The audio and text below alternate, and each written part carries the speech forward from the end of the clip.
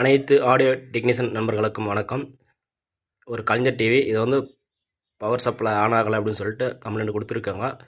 இது இப்போ நம்ம சர்வீஸ் பண்ண போகிறோம்.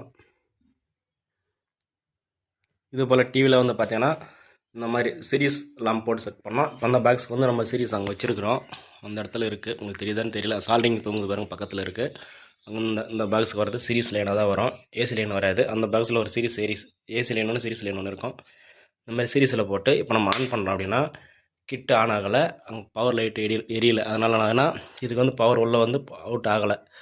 அது என்ன கம்ப்ளைண்ட்னு சொல்லிட்டு நம்ம பார்க்க போகிறோம். பார்த்துட்டு அது என்ன ரீசன்றதை நான் உங்களுக்கு சொல்கிறேன். தெரியாத நண்பர்கள் பார்த்து தெரிஞ்சுக்குங்க. ஃப்ரெண்ட்ஸ், இந்த டிவியில் வந்து பார்த்தீங்கன்னா இந்த பீஸ் வந்து ஓப்பன் ஆகிட்டு இருக்குது, இந்த பீஸ் போயிட்டுருக்கு. நம்ம வந்து கீழே வந்து ஒயர் ஜம்பர் போட்டிருக்கோம். அது வந்து பார்த்திங்கன்னா இந்த இடத்துல டேரெக்டாக ஒயர் சின்னதாக மெலிசாக ஒரு கம்பி வச்சு ஜம்பர் போட்டிருக்கோம். அப்படி போட்டுட்டு நம்ம இப்போ ஆன் பண்ணுறோம். வந்து பார்த்திங்கன்னா ஆன் பண்ணக்குள்ள ஷார்ட் காட்டுது பாருங்கள். லைட் வந்து ஃபுல் பிரைட்டாக எரியுது. சரி சொன்னீங்களா, அந்த சீரிஸ் வந்து ஃபுல் பிரைட்டாக எரியுது. இந்த மாதிரி தொடர்ச்சி எரியுதுன்னா இதில் வந்து பவர் சப்ளையில் கம்ப்ளைண்ட் இருக்குது. அது என்னன்றதை நம்ம ரெடி பண்ணிவிட்டு நான் உங்களுக்கு சொல்கிறேன். இந்த போர்டில் என்ன ப்ராப்ளம் பார்த்தீங்கன்னா, இந்த இடத்துல வந்து ஒரு பியூ வரும், பவர் டிரான்சிஸ்டர்னு சொல்லுவாங்க, அந்த பியூன்னு சொல்லுவாங்க. அந்த பியூ வந்து போய் ஏற்கனவே வந்து அதுக்கு பதில் வந்து 110 வோல்ட்டுக்கு வேறு போர்டு வந்து போட்டிருக்காங்க. இந்த போர்டில் வந்து திரும்ப கம்ப்ளைண்ட் ஆகிடுச்சு. இந்த பியூ தான் ப்ராப்ளம். என்கிட்ட வந்து வீடியோ எடுக்கிறதுக்கு ஆள், நான் ஒரே கையில் பிடிச்சி எடுக்கிறதுனால கரெக்டாக உங்களுக்கு ஃபோக்கஸ் பண்ணி காட்ட முடியல. இது வந்து ஷார்ட் காட்டுது.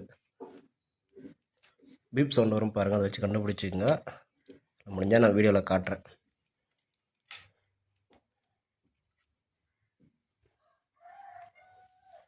ஒரே கையில் பிடிச்சிட்டு வீடியோ எடுத்துகிட்டு உங்களுக்கு காட்ட முடியல. அதனால தான் வந்து ஒரு சில விஷயம்லாம் நான் வந்து செய்கிறத காட்டுறதில்ல, நம்மகிட்ட ஆள் இல்லாததுனால. இங்கே பாருங்கள், பீப் சவுண்ட் வருது, பஸ் வருதுங்களா? அதே மாதிரி அடுத்த பின்னுக்கு வச்சாலும் அந்த மாதிரி தான் வரும்.